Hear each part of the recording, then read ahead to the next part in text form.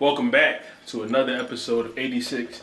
And today, we got the first front of the house guest in about 7 episodes. You're the first front of the house guest. I've been asking everybody, you know somebody front of the house, pull up on me.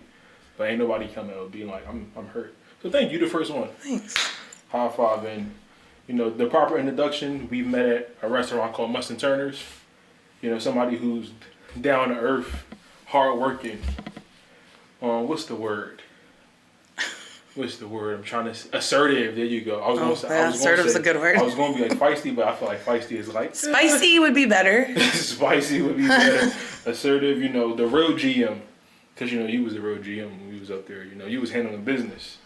Warren Hatcher. That's me. That's me. We're gonna set this bar low for the front of house right out the gate. You gotta set it high so everybody else come. They know what they gotta follow. Yep. Yeah, I got you. You gotta, and you was just say, aim for the moon, you hit the stars, some shit like that? Yeah, some shit like that. Something along those lines.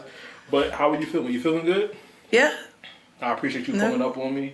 You know, I know there's a big, very, big thing for you. I know you don't do too much of the podcasting and the cameras and all that. You like, It's the cameras. It's the cameras. Yeah. No, I love talking about it. Okay, here I love talking about it. That's good. Well, we finna dive deep into this culinary experience. You know, we're going to be talking about all the kind of stuff. But the one thing I wanted to go into is you come from a cosmetology background. I do, yeah. So how did you get into that? How did you get into cosmetology? I was trying to skip Spanish class in high school. Like, real talk, I took 1 semester of Spanish and I was like, I suck at this. Yeah. And they had cosmetology classes, and I was like, play with hair. That sounds like a good idea. Okay. I'm not even mad at that because in college I hated Spanish. I think I failed. I wish, looking back, I had taken it more seriously, but that is fair. Hindsight's 2020, so. Yeah. But, I feel like in the kitchen, everybody's speaking a little bit of Spanish, kitchen Spanish. Especially when you work for a Peruvian restaurant. Yeah, exactly. I've seen that on Instagram. I'm submitted. I'm like immersed in Spanish now. Yeah, you're immersed in the culture. Yeah. You know what? Maybe you was right. Maybe in high school or at that time. Should have taken it more seriously. Yeah. Yeah. So when did you transition to like the culinary field? Well, actually, I grew up in restaurants. Mm-hmm. Every day after school, my mom was a server at a Greek restaurant. Okay. And they were family, like not blood family, but like I was raised with them and their kids and their kids. My mom watched their kids when they were little, and then when their kids got older, they watched me, and they were family. They were actually the founders of like the Greek festivals in Atlanta. Oh, heard. That's so cool. I grew up around all of that and the big Greek families, and would go to Jimmy's every day after school because my dad was trying to start his business, so he worked in the kitchen at night, and my mom was an accountant during the day, and then she served at night, and my grandmother had been serving for Jimmy for years, and my aunt served there, so like my whole family was in it. Yeah. And when your parents are working 2 jobs, that's your daycare. Yeah, that's a good point. So I think I started in it young, and then I guess when I got my first like restaurant job, I worked for the Lobster of Rojo. That's Red Lobster. Oh. There's your Spanish for the day. Yeah, your Spanish lesson. I worked for Red Lobster as a host at 15. At 15. So how did you work at the Lobster of Rojo? I lived in Austell, Georgia. Yeah. And I wanted a job. Everybody at that time was like trying to get money so that we could get a car. Like we was trying to go places. Yeah. And at 15, we were going places. And my mom hesitantly let me get the job because then you had to get like a parent permission at that age. Yeah, especially at 15. Yeah. And your worker's permit. Wearing the ugliest like aquatic themed shirt you've ever seen. They like all black now, I think, right? Yeah, they classed it up a little bit. Oh, all right. But this was like water? Not to date myself. This was back in the day. Not the date. It was. I've never seen no Red Lobster with no aquatic. Oh, I'm sure that my dad still has the shirt. Like. I'm gonna have to Google that. I'm gonna have to see what that's talking about. It was about. like this blue. It literally looked like an aquarium like threw up on your chest. Yeah. It was just fish and blue, and it was button up. It was ugly. They were all too big for you. Yeah. And you had to wear black slacks, non-slip shoes, and we all looked hideous. And yet we all like. You still found a way to like flirt people looking like this. Funny. Facts. But I think I liked it because it gave me my own money, and and when you work around people, even if they're older than you, I feel like they talk to you differently. Like when you're in high school, your opinions don't matter to people. Right. I think when you're younger, or at least that's how it feels. And when you go work in a restaurant, they don't care. They listen to what you said. So I think I felt like included in something. Yeah. Even by people who were like way older than me and stuff. So yeah, that's fair. That makes sense. I'm gonna have to check that out, bro. I'm glad y'all updated y'all uniforms, because I mean we were not. We don't need to say y'all no more because I'm not associated. I'm glad, bro. I'm glad they did too, though. For the record, I'm glad they did too. Yeah. So when did it converge over to bartending? Because I know you have a huge passion and love for bartending. So how did that come about too? I do. I got my first shot at bartending at this like hole-in-the-wall dive bar in Dallas, Georgia, and I had been like itching to bartend. So anytime like it was slow, I would ask the bartenders if I could like help or learn drinks. And one day it's like any other job, like someone called out and they got desperate. And they were like, throw Lauren back there, it'll be fine. She's just gonna open some beers and pour. Right. We weren't doing craft cocktails. We were just doing like Long Islands and vodka tonics. But it was my shot to do it. And because I had also been doing hair up to this point, I had really good camaraderie with guests. So even before I stepped behind that bar, I knew the regulars. I made, relationships building there. Yeah. And so getting behind the bar just like was an easy transition. Okay. Heard. And then from bartender, you went to more of like, you started to progress into like more management roles with front of the house. Yeah. After COVID, I jumped around to dive bars a lot. Yeah. Which is what one does in dive bars. Yeah, you jump around. Or the businesses went under or whatever. And I think that was my like aha moment. So I couldn't do hair anymore, and I was tired of jumping bars. And my thing was, I'm good with people. So when I was working in Kennesaw, they gave me my first shot at like bar managing. And then COVID hit and we couldn't work. Yeah. And he lost the business or whatever. And so I was like, well, I'm going to like give this management thing a shot.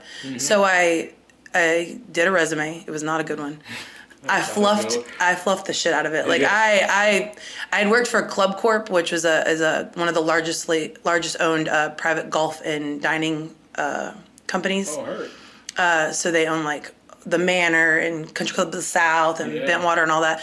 And because I worked for them, it looked good on my resume. And I did do some food and beverage managing, but I may have like... You might have... Yeah, I might have... a little bit. It's okay. Like, it's half the battle. So I put that on the resume, and the president of Muss Turners hits me up because I had applied because I was shooting for the stars. I had applied for a GM position for their pizza place. And she hit me back and she was like, I don't think you have enough experience to be a GM. Well, no shit, I don't. So facts. She's like, but you have a really great beverage background. And I was like, you obviously didn't call anybody about these references. But she was like, we want to offer you the beverage manager position at Muss Turners. And I was like, I want this job so damn bad. I remember going in and meeting, I met Bella and I met Lindsay, and I loved both. They were so very different people, but like I liked the energy off both of them, and I was like, I want to do this. Yeah. They had the speakeasy. I was sold on the speakeasy. They opened that cooler door, and I was like, I want to do this. Yeah. So that's how I got into it. Okay, heard. And one thing you mentioned, like hopping back, just jumping from dive bar to dive bar, even though that is like a front of the house thing, that's like an industry thing. It is, yeah. Back of the house, cooks hop from one place to one place, and dishwashers hop from one place to one place. Keeping good people around is hard. It's definitely is hard, and it's not like a real thing because something always happens. More money, different location, life. Yeah. So people toxic work environment. Toxic work environment is definitely one of. I think that's a large part of why people jump around. Yeah, that is true. So you at Muss Turners now, and now I joined Muss Turners back in 2021, like May 2021. What month did you start? May of 2021, yeah. May? Okay. Because I remember I was a sous chef at a place called Peachtree Corners at Village Park, up at Peachtree Corners, though. And me and the chef had got into it over something dumb. I'm gonna tell you what it was actually. So it was dumb, but I'm gonna tell you anyways. The day before, we had like beef stew on the menu or something, and he was like, I'm a prep it for you, so you don't gotta worry about it tomorrow. Well, all right, cool. So tomorrow come around, we all going through it. I go to his prep pan, they're like a half a pan. I was like, what you want me to do with this? It's like 6 o'clock, and dinner stops at 6:30. So realistically, it would take me 20 minutes to get it all together. So I was like, we going 86 it. Right, it doesn't make sense. The next day come around, he's like, yeah, so what happened to that food yesterday? I was like, what you mean? He's like, yeah, I did the prep for you, and you didn't sell it. I kept heard we was out. I'm like, yeah, we were out because you didn't do enough prep. He was like, well, why didn't you like cut carrots? I'm like, bro, it was 6 o'clock. You want me to do work at 6 o'clock just to make it for 2 people to eat it, then throw it away? That don't make no sense. So they wouldn't have like saved it or like moved it to the next day or something? No, I mean, even if we saved it, it would have been no use for it. So it was just sat in the cooler for right. 5 days. So it was a waste of product. Yeah, it's all white and moldy, and then we got to throw it away. So ew. You know how that stuff in the cooler be. And he was kind of like, well, yeah, I need more from you. And back then, I was a little bit more like snappy with my words, and I was like, listen, I don't care what you're talking about. You should have did more prep. Don't blame me because something you ain't do. Next day I got fired because they was like, oh, this your third strike, blah blah blah blah blah, and I was like, hey, you had 2 strikes before, huh? 2 strikes I didn't even know about. Oh, okay, they didn't inform you of the 2 strikes. All right. It was just like I seen the paper and I'm like, when I get a write up on this day, but I was already over it, so I'm like, you know what? You just wanted to be out anyways. Yeah. So it wasn't worth the fight. And I remember going home, maybe the same day, the next day. And I put on a little group, a cook page I'm in on Facebook, like any jobs hiring.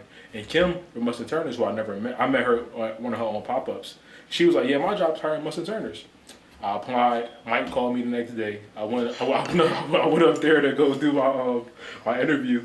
He was like, yeah, like, you know how I cook this, and I was like, listen, bro, we go cook right now. Like, I just need the job. So I can only imagine how that conversation went. Yeah, I was like, I hope Michael Booker watches this. That's facts. When do we start talking shit? I'm just kidding. I'm just kidding. I love him. Yeah. It's all love, Book, man. Shout out to Dr. Booker. But you're not a real doctor, but we don't talk about that. But yeah, so he was like, yeah, you know how I do this, and I was like, listen, you want me to? I go cook right now because I'm just trying to get a job. Like, we don't have to sit here and question me. Let's just go cook. Let me show you. Yeah. He was like, okay, come back tomorrow. Came back tomorrow, and I remember that day because I applied for the sous chef and the cook position, but they denied me for the sous chef position. So now I walked in. Cause I got word Remy worked there. Yeah. I walked in the office. I seen his dress. I was like, he turned around, had the biggest smile on his face. I was like, "What's up, bro? I ain't seen you like 4 years." Yeah. Then from what he tells me. So wait, you guys had worked together previously? Okay. So when I leave the office, he told Wilma, you need to hire him right now. And Wilma was like, he's like, don't worry about it, just hire him right now. Yeah. And that same day I got the job, and I started that next week. So that's how I came on the Muss Turners. Alright. Yeah, so in Muss Turners, it was definitely a welcomed experience. You got any funny stories about Muss Turners? Any classics? I don't know if we have time. No, I honestly, if I look back at the entire experience that is Muss Turners, which is like 3 years basically. Yeah. Damn. Like it was just shy of 3 years, literally like a couple months. For me, it's like I could pick out all the bad things, but I've also worked in so many places since Muss Turners, and I can honestly say like the camaraderie and the family and the bond and the friendships I formed there, I haven't had that anywhere else. And I wish that, I mean, we just said this, people come and go in this industry, right? But I wish that like I could go back and like hold that time a little bit longer because even you and I, like, I enjoyed the banters and the shifts and even when we were getting our shit kicked in, like at the end of it, we just sit back and be like, we survived. Okay, we got to get through this again tomorrow.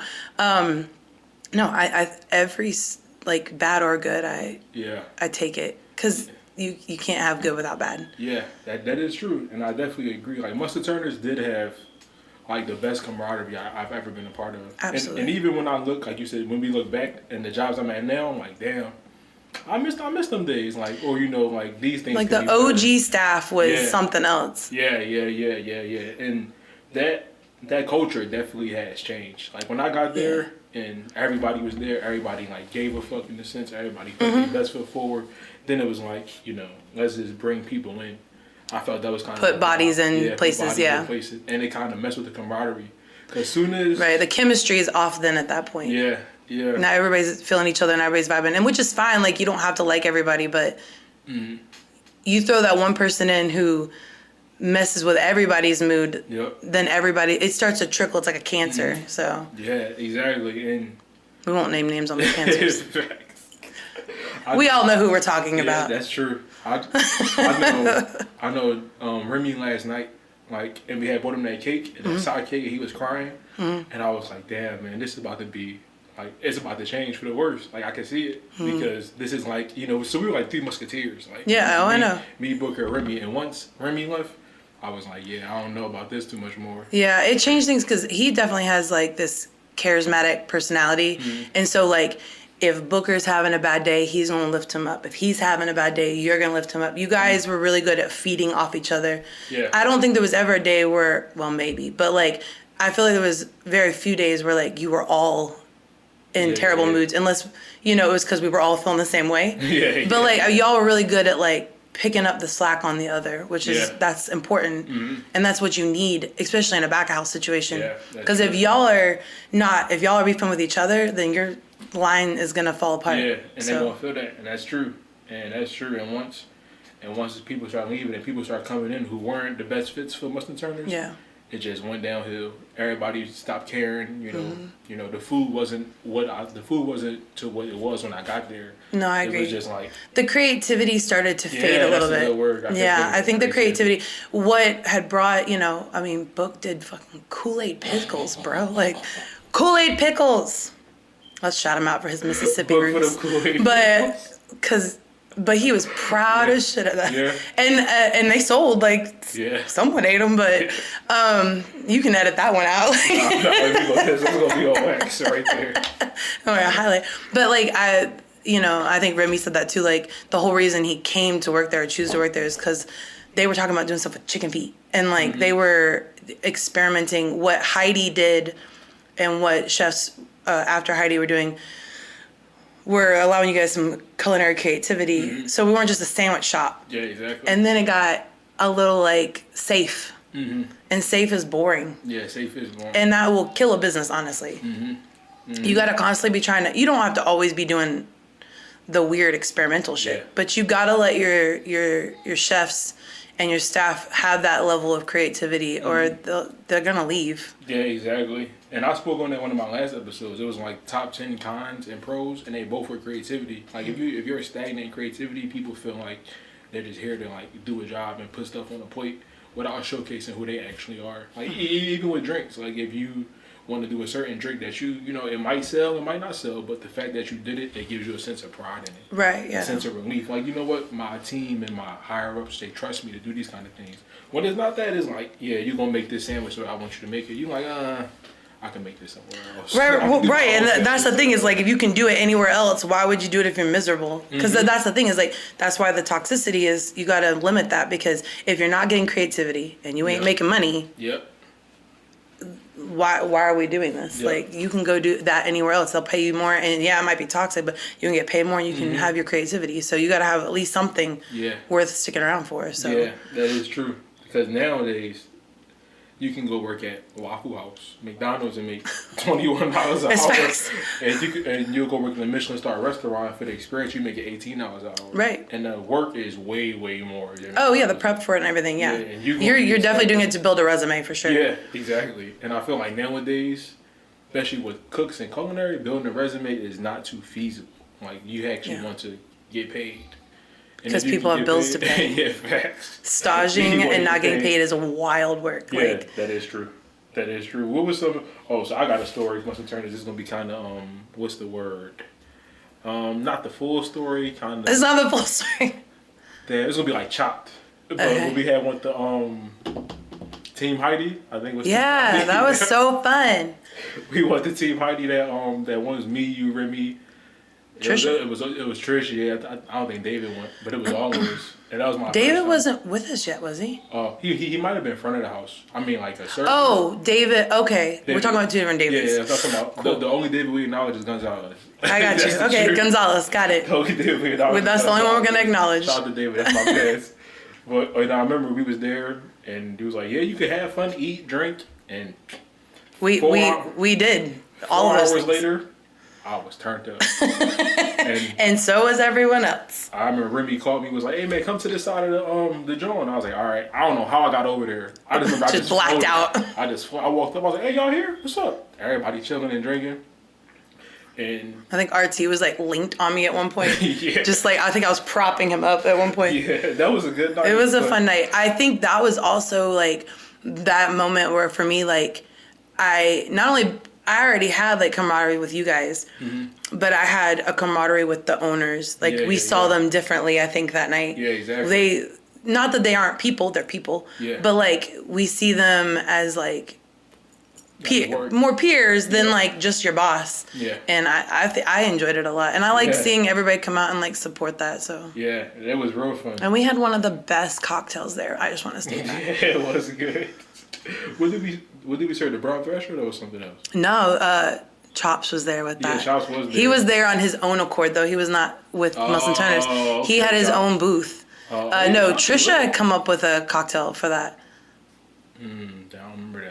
I was twisted. Well, you had already had too many to remember that. I was. Just know that by the end of it, our prep part was gone, and we were just dumping like whatever was left. People were grabbing things out of coolers, like guests were. Yeah. It was mayhem. Man, that was a good night. I know when I got back to the restaurant, it was like 11 o'clock. We broke down, and I was still fucked up.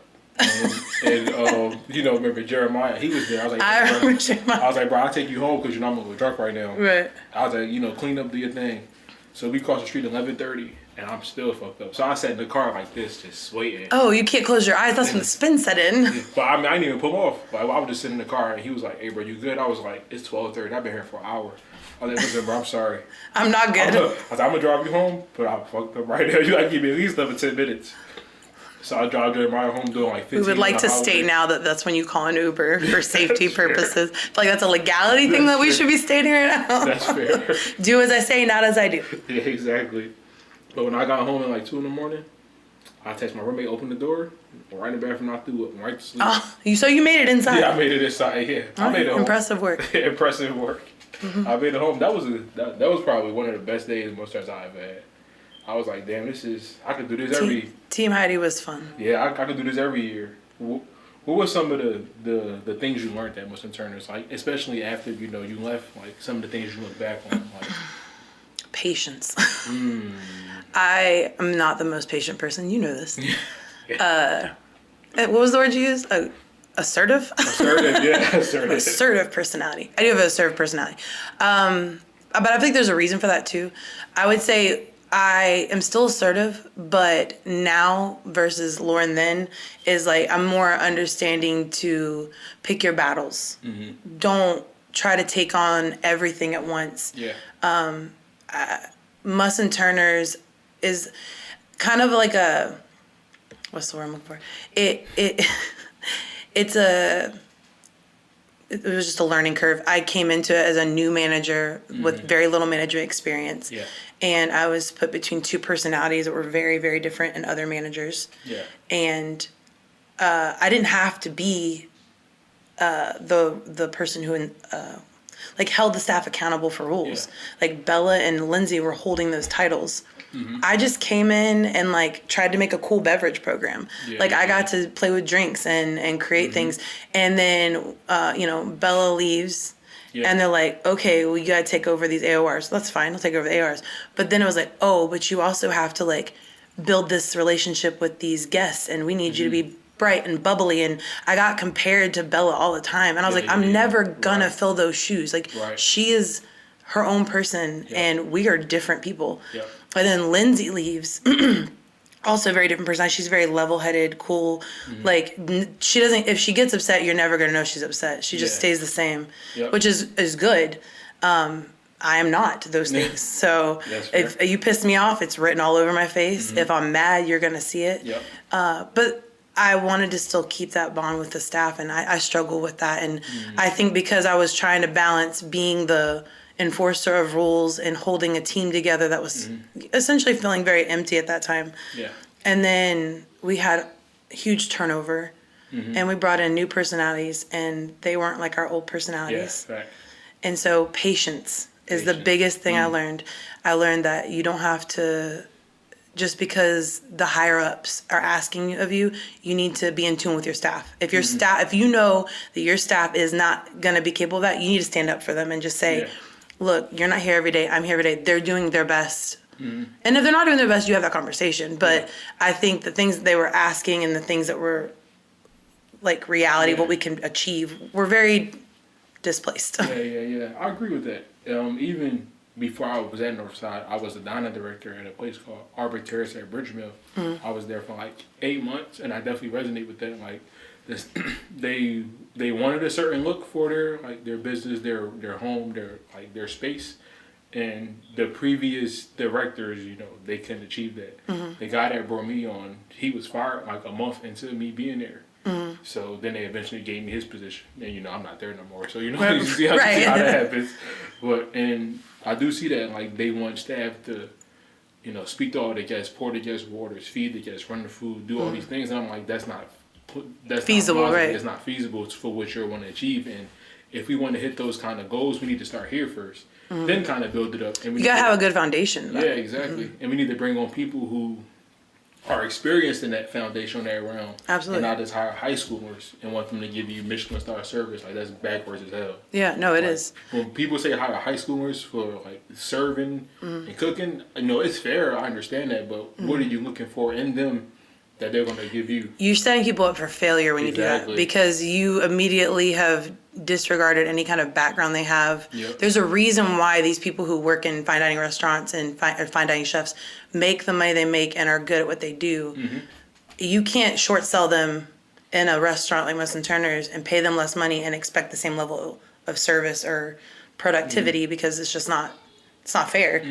And not to say that, like, you shouldn't be getting good service everywhere and you shouldn't be getting good food everywhere, but be realistic about what you're asking for. Yeah, exactly. You hire a line cook who's only ever worked at, let's say, I'm not trying to shit on Waffle House, but like, you know what I'm saying? Like, if you ever like worked at Waffle House and he's only done eggs and bacon, like, why are you asking him to do like guard? Yeah, exactly. You know what I'm saying? Why are you're asking for failure because you set him in a position that he's not capable of doing. And if you're not willing to train him, which I think we can both agree that part of the issue with Muss Turners is there was not a lot of solid training. It was a trial by error, learn in the line of fire. And when the chefs are already stretched so thin with what they're doing, and then you hire in people who are inexperienced, it's kind of a recipe for failure. So I think we did get a lot of good people. We've had several people that have been strong and are still there. Well, like Esler's still there. Oh, her? Are you still there? Okay. I think he is. I mean, okay. I popped in once, I saw him. That was it. But I'm saying, like, you have some people that you hire and they stick around and they are good in the position, but you have a lot of that don't. I mean, we had that one guy. I don't know if he was there. The one that was like wanted in like 3 states and like beat the hell out of his girlfriend and like then the kid was having like abuse charge. Yeah, there was a lot of that makes. And I remember saying, like, y'all need to cut this guy immediately. And in true Muss Turners, they held on for too long to somebody till something happens at work, and then they're like, oh, we gotta get rid of this guy. I'm like, you got rid of him 3 months ago. What are we doing right now? Why did we hire him? I don't think I was there for them. That's crazy. Book would definitely remember. He would. So, within our industry, it's a battle between the front of the house and the back of the house. It's like a 100-age-old war. They just I don't like the battle. Yeah, I was just about to ask, why do you think there is like a disconnect between the front of the house and back of the house? See, you my first front of the house person. I get to add these questions to front of the house people. I'm not gonna name names. I do have a chef that I currently work with, a sous chef I work with, and he always likes to play the back of house, front of house card, and I hate that shit. Like, well, for one, at Muss Turners, I made it a point, like, early on to like befriend the kitchen. First off, you don't fuck with people who fuck with your food. That's the same for front of house or back of house. So why, as a front of house person, would I be rude to the guy who I got to ask for lunch later? Why would you do that? So I think that beef that you're talking about is something that was super prevalent a long time ago. I feel like it's a lot better. If you're smart, it's a lot better if you going into it.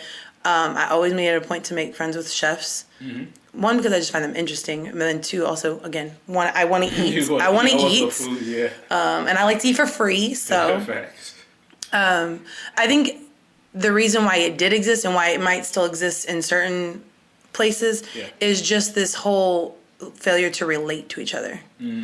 One feels like one's doing more work than the other. Like back of house sees front of house just standing around on their phone, you know, or even if it's like chef versus manager, right? Like y'all back there doing prep, sweating your ass off cooking, and I'm walking around in a blazer just like, la, da, da, da, I'm going to do this chalkboard sign real quick. Like, but the flip side of it is we're guest facing. I'm the one who's getting yelled at. I'm the one who's taking bullets left and right. I'm the one who's, you know, trying to keep peace in that dining room, whether it be with guests or with staff or other managers, whatever. It's a more of an emotional challenge than a physical challenge, whereas y'all, it's definitely more physical, I think. Not that it's not emotional, but you know what I'm saying? Like it's a draining thing. And so I think this is just lack of people not being able to feel like they can't relate. That's a good way to put that. I didn't even think about like the emotional part of that.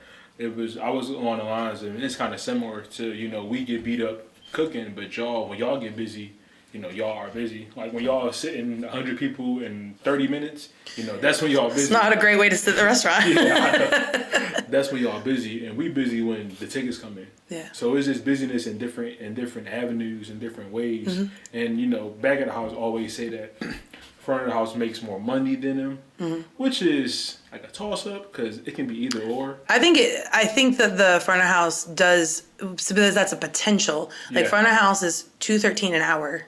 So I've had servers come to me like, I only made $20 today. Like that's not even enough to put gas in my car. Whereas the line cook, you didn't have the potential to make $240, but you definitely made your wage you came in for. And I would like to state that I do think the back house does not get paid enough for what they do. Like I think that they need to raise that wage. There should be no one making under $20 an hour in that kitchen ever. Like I don't care if he's the dishwasher or not. Like I think that they need to get paid more.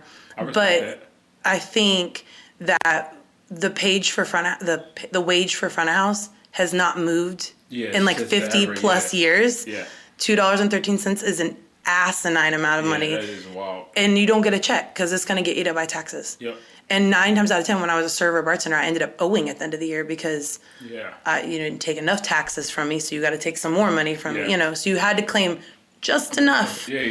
Just enough for them not to get all of it. So I hear the argument all the time, like, oh, well, they make more money. They could make more money than you. Absolutely, there have been servers who make $500 in a shift. But then there's days where they don't. They make $10. Right, and front of house is easy to cut. Like, we both work in this industry. Like hours have to be cut. We have labor costs as managers to meet. But I feel like with back of house, I can't run a shift without a line cook. So he's got a more secure amount of way of making that money than if I got 4 servers on 2, you got to go. Like, I'm sorry that you didn't make money this week. You still have to leave. Like, you definitely not going to make money if there's 4 of you here.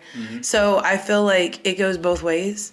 But to say that you can't have one without the other. Without the server, the cook can't exist. Without the line cook, the server can't exist.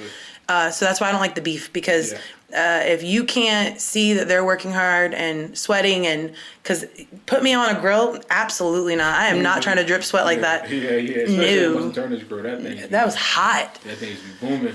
No, so I think you need both. I don't like the beef, and I don't think there should be beef about it. I think you need to have respect for both sides of it. I think that was a great answer, because I feel the same way. Like, you know, like you said, it's potential to make it. Like, you might feel like they make more money, but there are days where they getting cut, where people going home, and you know, you might make $300 on Friday, but you was cut Wednesday and Thursday. So what does that actually look like? Looks like $300 for the week. And as a non-cook, your money is more consistent, but you know, you're more of like in a grueling physical demand of it. Absolutely, where you should be making more money. Yeah, facts. I agree. So I do agree with that, but I also agree that if the wages do go up, then it's just going to be like there's going to be no more experiences in restaurants anymore, because there were some people. Experiences like what? So, you know, we at Muss Turners, it was pride in like, you know, you make the food a certain way because you want that the person to be like the best part of their day. Yeah. You want their drink, their interactions with the front of the house be the best part of their day. There was people at Muss Turners. You know, I'm watching you. You know, I watch everything like a hawk. I always see that the owl right here watching you, and you know, when we cooking and it's busy and I'm seeing the things you're doing. Yeah. I'm like, you know, I'll correct you, but at a point, like, you think that's okay. And if I wasn't here, you'll do them certain things. Absolutely, yeah. So it's like, I don't want to give you more money and your skill set and your integrity is not where it's at. Yeah, I don't want to give you 24 and you burning my corned beef hash every Sunday. Because then that's gonna piss me off. That sound like a real, like, you just had that happen. Yeah, I'm just saying, I got mental notes, like, and you burning eggs and people coming and paying. No, I don't think you should be paid, but also that comes back to the whole, like, we got to be choosy about who we're hiring. Yeah, that's true. We got to be hiring, if your goal is to be putting out the best, your goal is just to fill a line. Yeah. You pay them, fill the line prices. If you, looking someone with a lot more experience and who can, I'm losing words right now for like culinary terminology, but I'm saying like you want them to know what mise en place is. You should probably pay them accordingly. Yep. But I think that also that's why the raises are important. I think you need checking in with your staff and reviewing your staff regularly. I feel like you should be doing check-ins like every 6 months and being like, hey, you've really stepped up here and this is where we see you growing at. Here's what we're going to give you. Instead of just being like, out the gate, here's your $20. Like, you started at 16, you're killing it, here's $2-3. Yeah. 6 months later, you're still going above and beyond. We're going to give you this raise with the end goal being like, we want to mold you into like the next sous chef or the next CDC. You have to have very real conversations and set goals for people or they're going to leave because if they think this is all they're going to do, the people who are good at it, if this is all they're going to do, they're going to go somewhere else where they feel more appreciated. And then the guy who doesn't do anything and he burns the eggs and he does everything, he's going to ride that $20 until you fire him because why would he not? Yeah, exactly. That's like goddamn verbatim. That is verbatim. So our Muss Turners journey end, and now you are GMing at Tio Luchos. I said it wrong. Tio Luchos. Tio Luchos. So how did you come about that? Tio Luchos. Tio Luchos. Well, I left Tio Luchos and went to work for Hopkins and Company. Okay. They own H&F Burger, Cielitz. I remember that. Yeah, I remember that. Yeah. And I was like, I want to be in fine dining. Like, I'm tired of casual dining. I was a little conceited, if we're being honest. I thought I left Muss Turners in a way that I'm not necessarily proud of. A certain individual might have pushed that limit for me, but at the end of the day, I'm in control of my own emotions and my own reactions, and I didn't control them very well. And so looking back at it, like, I wish I had ended that career a little bit differently. Going into Hopkins and Company was eye-opening. They're a rough company to work for. Like, and I'll just say it, and anyways, work for them knows, so I'm not lying. Like, they're tough to work for. They have unrealistic expectations of their staff, their managers. There's a reason why their management turns over so often, and they're just not fiscally responsible, in my opinion. And that's all I'm gonna say about that. But I basically, my paychecks were bouncing, and I was like, all right, well, I got bills to pay, so. And they were being unreasonable with like requests off and stuff like that. Like, anyways, I'd seen a lot of things there that I was not okay with. And I was like, all right, I gotta try to go somewhere else. And so then I left, and I think I was burnt out, and I was like, I'm gonna go back to bartending for a little bit because I don't think management is for me.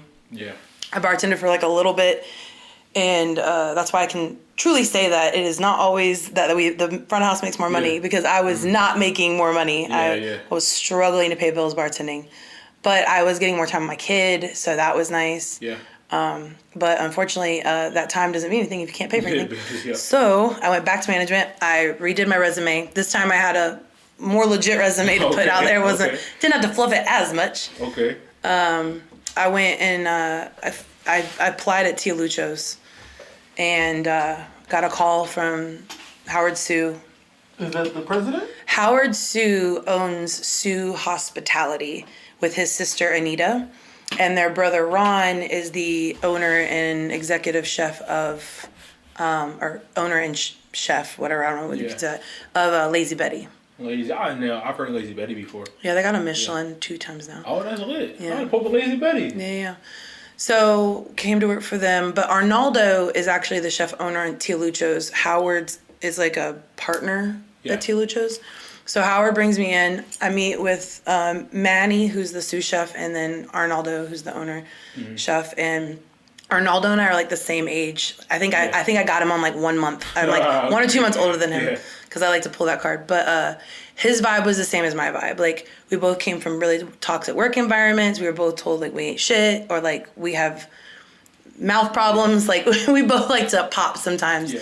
And I think I related to him and I liked what he was doing there. And I never had Peruvian cuisine. I didn't know anything about it, but I wanted to be immersed in it. I love anything that's different. I like learning about culture and background. I agree. I'm the same. And I've been there now for 9 months. Okay. And it's had its challenges. Like yeah. We've had ups and downs, lots of downs, but then we're back up. And I feel like as a GM, the experience has been very different for me. Mm-hmm. And I'm the only current manager in the building. We're a real small restaurant with a real small budget.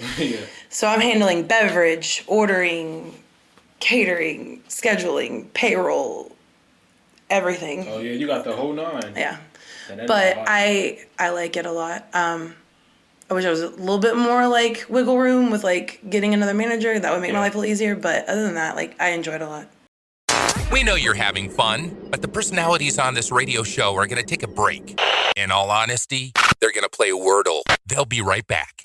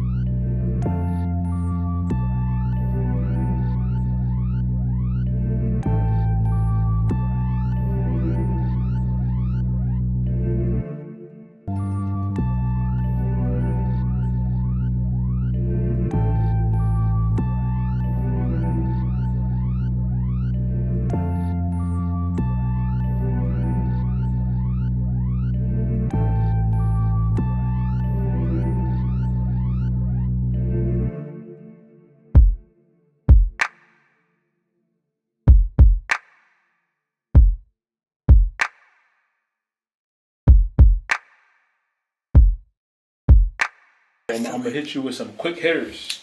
Oh no. Quick hitters. What's your favorite food to eat when you were younger? PB&J. My bad. Go ahead. No. I was gonna say chicken parm. I used to ask my mom for that all the time. Okay, chicken parm.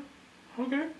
But like it's shitty chicken parm. It was like a pre-breaded chicken breast and it wasn't like homemade. Like it was quick. the canned marinara sauce. Yeah, no, my mom didn't make like a homemade. No offense to my mother, but like she wasn't making homemade meals. She worked 2 jobs. Like it was hot. That's all that mattered. And hamburger helper. Like we lived off hamburger helper. Yeah, I think I had hamburger helper like twice in my actual life. Really? Oh, the stroganoff one's still really good. I'll fuck that shit up. Yeah. Okay. What keeps you going on these stressful days? My kid. That's a good one. That's definitely a good one. I mean, that's really the only, like, you have to have things for yourself, but like, I feel like if you're doing something for someone like your child, like it pushes you through when you feel like, because sometimes you be letting yourself down. So yeah. Okay, I like that. Your favorite cuisine? Asian. Mm-hmm. Okay. what's your favorite Asian dish? You talking about like sesame chicken?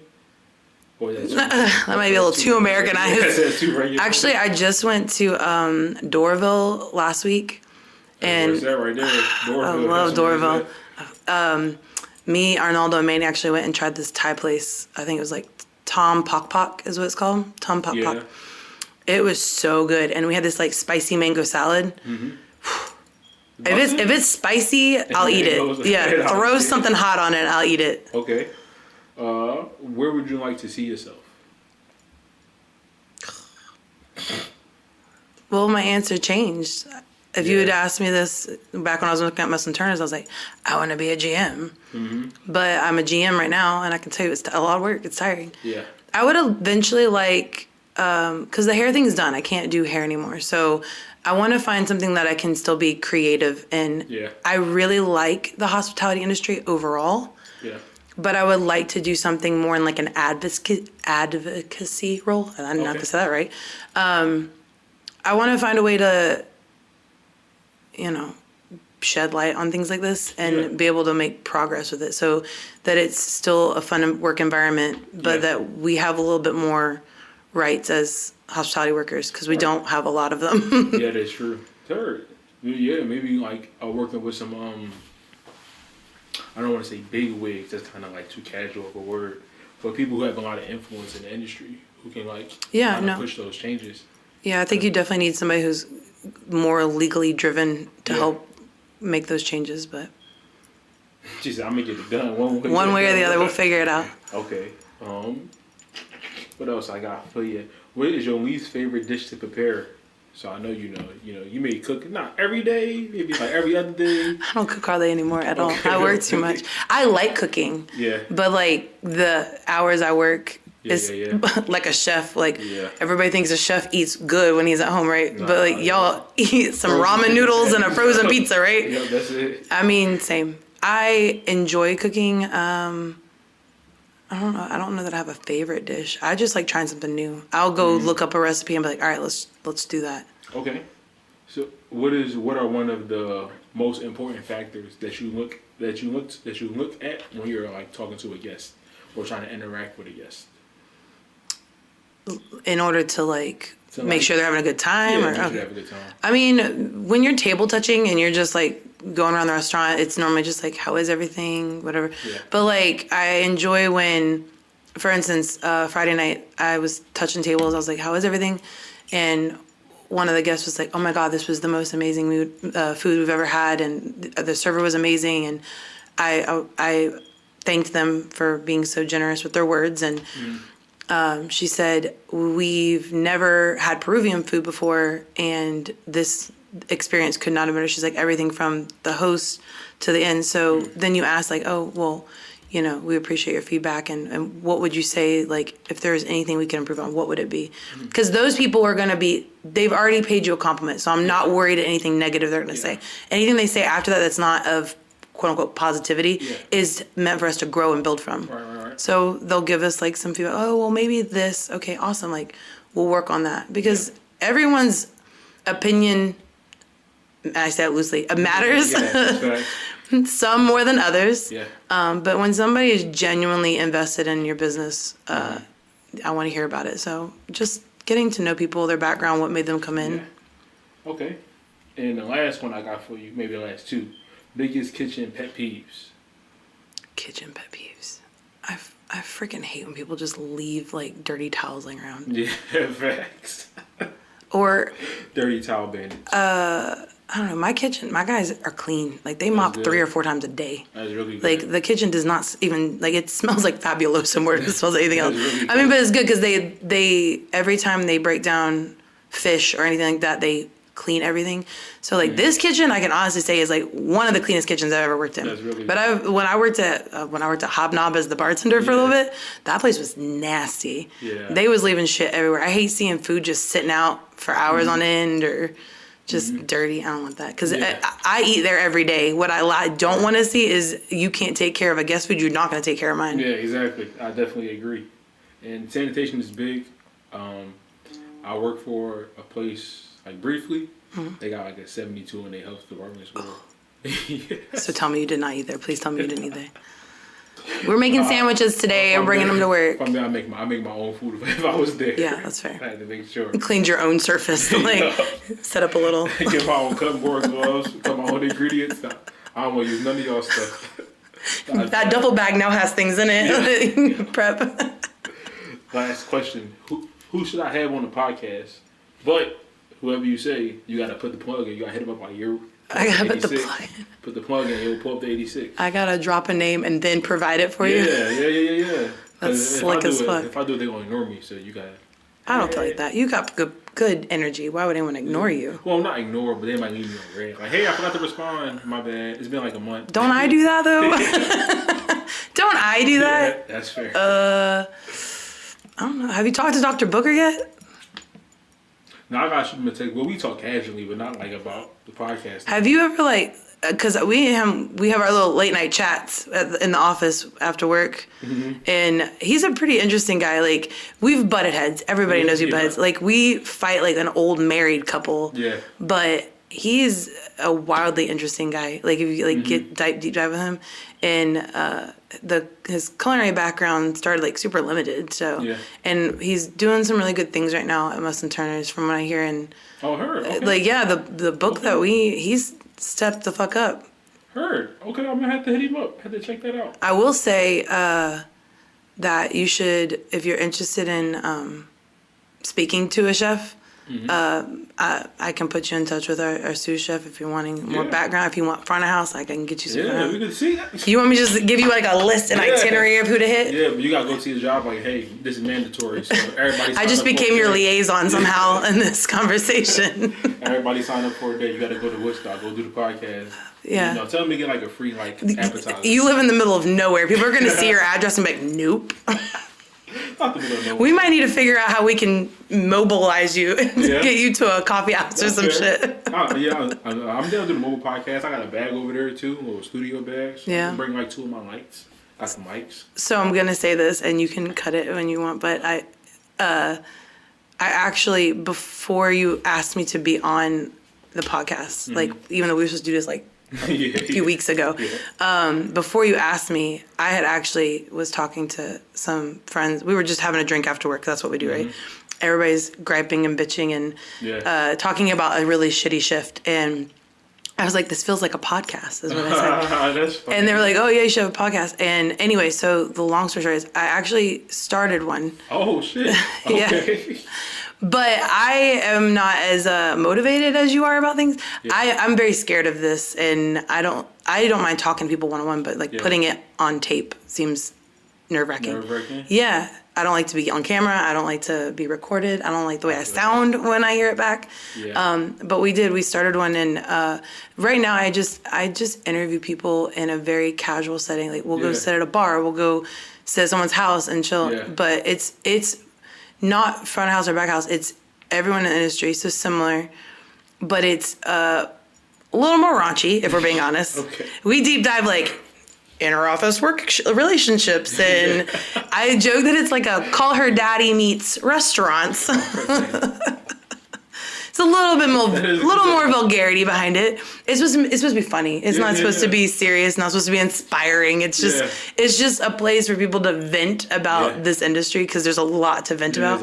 And occasionally we touch on like mental health or addiction, because that runs rampant in our industry. Yeah. And so we talk about like how we've been affected by things like that. But for the most part, it's pretty lighthearted. And so if I've done this for you, so I feel like you have to do this for me. Yeah, I'll pull up on your pod. I mean, maybe make a note so I won't forget. So, are you posting on like not video, but you post your audio? We haven't actually posted any episodes yet, because I'm trying to get like, it's super new. And again, I told you I'm very nervous about putting this out there, but I told you I want to do something with creativity, and I've been very fortunate to know a lot of people who apparently also really want to talk about this shit. So it's called Post Shift Drink. Oh, okay, I like that. Post Shift Drink. Yeah, and right now we're in the very new stages. We're getting graphics and so we secured a URL and business license for it. Okay. So that's dope. Yeah, but the putting it out into the world has not happened yet. No. Do you need help with graphics and logos? Because I do that too. I did not know you do that, but yeah, no, I need help in general. The conception has happened, and the securing names has happened, but the actual execution factor, I've been very hesitant to go through with, and I keep getting hit up like, so when are we putting this up? I was like, I don't know the answer to that question. I also work like 65 hours a week, so I do this at late at night when I can't sleep. That's a lot of hours. Yeah, I work a lot, but you work 6 days a week. Kind of. Technically, we're closed on Mondays, but I still have like payroll to do. And then Tuesdays I'm supposed to be off, but if we have an event, I gotta go in. So, whatever. That's like, So being tired is just like a thing. It's a state of mind. It's a state of mind. About writing your podcast down. But yeah, so we can definitely powwow and like I can like go over like my mindset things I do. Yeah. And I'll get it all set up. So yeah, we definitely can do that. And maybe tips and tricks to get you more comfortable with talking to people. Because for me, it's just I'm not interested in them hearing me. I'm interested in them hearing someone else. Yeah. Not that I'm saying like I would prefer to speak less, and they just do what they want to do, and then be like, cool, that's an episode done. Okay, yeah. I wanted to sound like we all just go at the end of the shift and we're just tired and cranky, or it was a bomb ass shift and we killed it. Like I want that to be the conversation. That's it. Like that. Okay, her, yeah. Well, we'll definitely powwow. You wanna get your plug in? You want to tell me they can follow you at? Tell them your social medias, all that good stuff. My Instagram is I think it's Lauren Michelle. I don't even know my Instagram. Lauren Michelle Hatcher. Lauren Hatcher. That's a good question. I don't know. What is my? Can we try again on this plug? Let me see. Yeah, we can try again. Oh, it's Lauren Hatcher. It's at Lauren_Michelle. Okay, so I gotta try again. Yeah, you go do it again. You want to tell me your plug? It's at Lauren_Michelle _Hatcher. Okay. Make sure y'all go follow GM at Tio Luchos. Oh yeah, definitely follow at Tio Luchos. Tio Luchos, yep. And make sure y'all go tap into some Peruvian food. And you need to come tap into some Peruvian food. I'm a gun. I think I'm off Friday. All right, well, come hit me up. Yeah, I'm gonna pull up. It's a good date night spot too, so if you can get a babysitter, like that's ideal. Okay, heard that's. We don't have like high chairs, so. Kids menus, that's fair. Yeah. Cool. Well, thank you again for pulling up to the pod. Thank you very much. Appreciate you. This is a great one. And yeah, I'm gonna see y'all on the next one. Peace.